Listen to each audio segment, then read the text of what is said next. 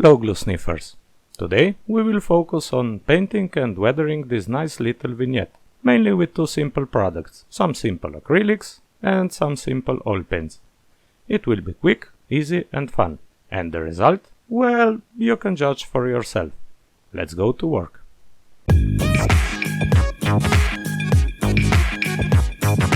The base was primed with black using Camo's one-shot black primer, and we will take care of the grass first. I started with a dark yellow coat. You don't need to be super precise, because we will kill the overspray later. I used Dunkelgelb light base for this step. Then the main green color. Those acrylics were tinted heavily with Mr. Leveling Thinner. We are talking about 6 drops of thinner for every drop of paint, and spraying them like this is great. Forest green was the choice this time. I added some yellow to the green to do some highlights. And our grass is coming to life. The terrain was painted in a nice dark brown shade. I used Dunkel Brown. Now you can see that the overspray of grass is disappearing. You can also leave some black primer visible. First I added some white to the brown color, but it wasn't good at all. Instead of white, I used basic skin tone. It's warmer, and there is another trick. I will explain it later. You can put some highlights everywhere, just skip the main shadow areas. Our sidewalk is made from stone, and first we need a good base color. Instead of using just grey, you should add a warm ochre or wood color. My grey was too bright, so I also added some black. You should obtain something like this. And you should paint all the stonework. I was just skipping the black gaps. 2 coats were needed for good coverage. A like and perhaps a subscribe would be much appreciated if you like what you see. Thank you! Now it's looking a bit boring, so it's time to do some variation. I added another grey color, but there was no need. The grey and the ochre brown from the base mix would be more than enough. And some white, of course. Those colors should be tinted heavily with water, like heavy washes or something like that. Use them as they are, mix them together, and do what you want. Just keep them thin, so the base color can still be seen, and don't let them accumulate in the cracks. At the end, I added some white stains here and there to keep everything light before the next step.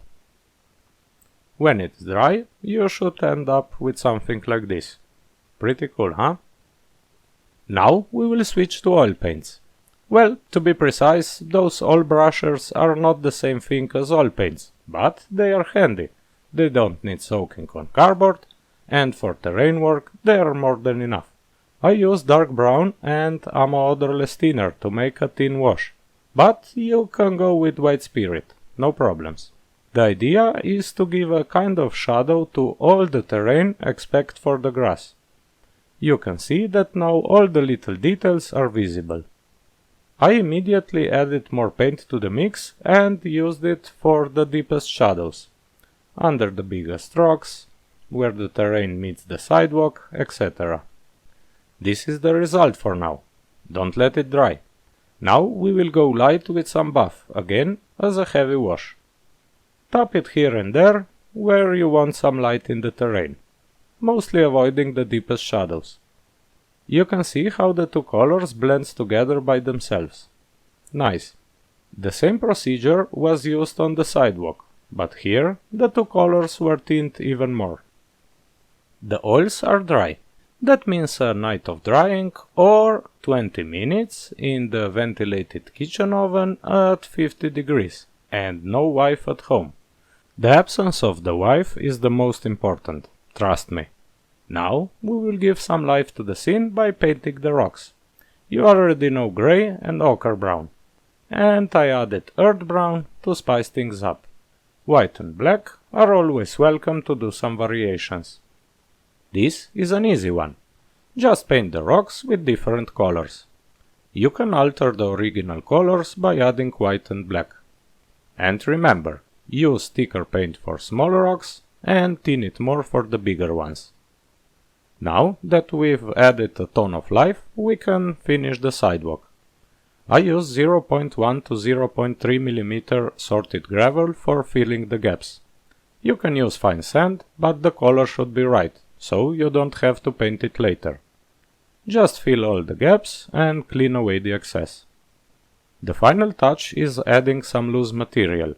It's my own mix of different gravel granulation and some sea-ball bits. Again, arrange it properly. I fixed everything with AK Sand and Gravel Fixer. It works great, but beware. It is strong. And I think that it was even melting the paint a little. So, no touching. Let it dry by itself. The balsa planks were treated with acrylic wood varnish, sanded, and then painted with a generic black color. And here we go.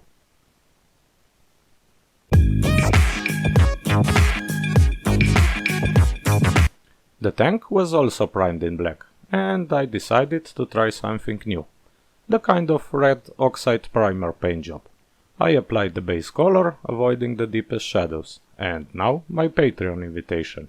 If you want to join the kind of interactive scale modeling magazine and support me on my journey, this is the way to go. I write an article for every day of my work, with detailed photos and instructions.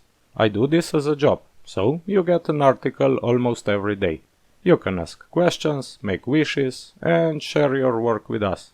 You get a personal modeling tutor and a lot of new friends from all over the world. Check out the page, the link is in the description, and you will see more rewards. All this for just about $5 per month. A big thank you to all of my Patreons. You're the best. Back to work now. For me, oxide primer is a red-brown color, more red than brown. And I did exactly this. 2 drops of red and 1 drop of earth brown. Tint heavily with Mr. Leveling. For the second lighter shade, I added some basic skin tone. And yes, we used it to lighten the terrain color, remember? This will be the main trick in the entire video, as you will see. Just apply the paint to the more exposed areas. I painted the tracks and the ignition tool grey and the hatch white to draw some attention there. Our tiger looks pretty interesting, don't you think? Let's push it even more. For the pin wash, I used the dark brown oil brusher. Again, we are using the same shadow color as for the terrain. See the pattern? I was not even cleaning away the excess. I just applied it around the details and let it dry. And now we will bring out the details with the acrylics. The lighter base paint with even more basic skin tone in it. This is not dry brushing. Just pass the details multiple times with very thin paint.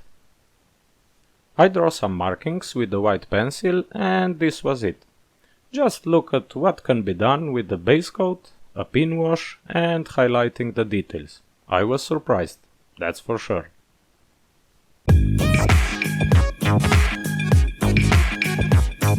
And now for the greatest achievement of this whole vignette. Our RC modeler. The figure and all the details were primed with Tamiya Fine Grey.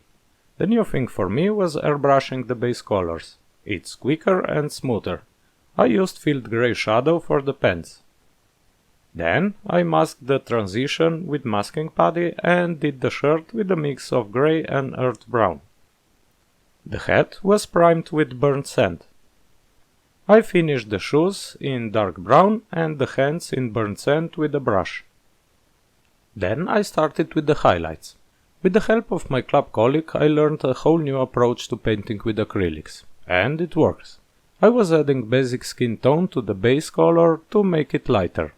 We use this color for all the paints on this vignette, so all of them will work together at the end.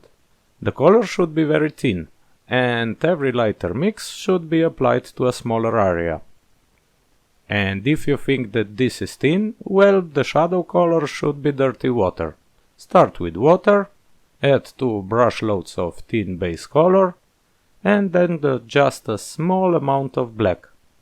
If you think that you are doing nothing, you are on the right way. For every shade, you just add a bit more black. For now, I'm still working on this approach with my Patreons. While we are watching this, we are probably doing a step-by-step tutorial about the faces for my duck figures. Speaking of faces, here are the only 3 colors you will ever need.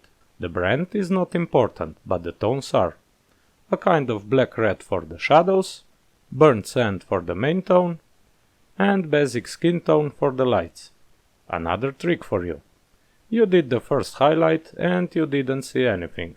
Now you are doing the second highlight and something is happening, but you are still not sure what you are doing. You should switch to shadows. Put the first shadow on and you can see where are you going. Put the second shadow on and now things are starting to pop out. In total 4 highlights and 4 shadows were applied. And the eye, well, it's the most stressful part for me, and we will talk about it another time, okay? The hat and the helmet were put in place with medium CA. All the gear was painted in the same way. Base color, shadows with dark oil paint, and highlights with basic skin added to the base paint. Now it is time to add the RC transmitter. Nice!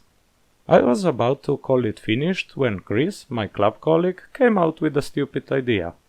You should add a smoke pipe to his mouth. I told him to go to hell, but the idea was great. I built the first one in about 20 minutes, but it was far too big. You should do it half smaller, he said to me. Yeah, right. But I did it. Both the pipes were made using spruce styrene leftovers. And I must admit that the detail is great.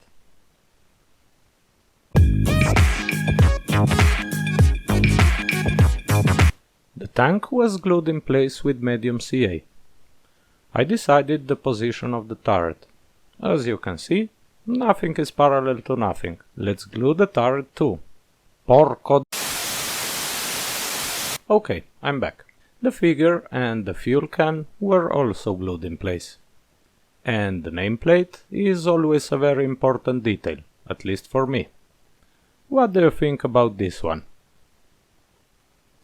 The vignette is already packed for Motion Show 23 in Hungary. If you will be there too, we can meet and have a beer. Let me know in the comments. Now, I would only like to invite you to check out the build video about this vignette.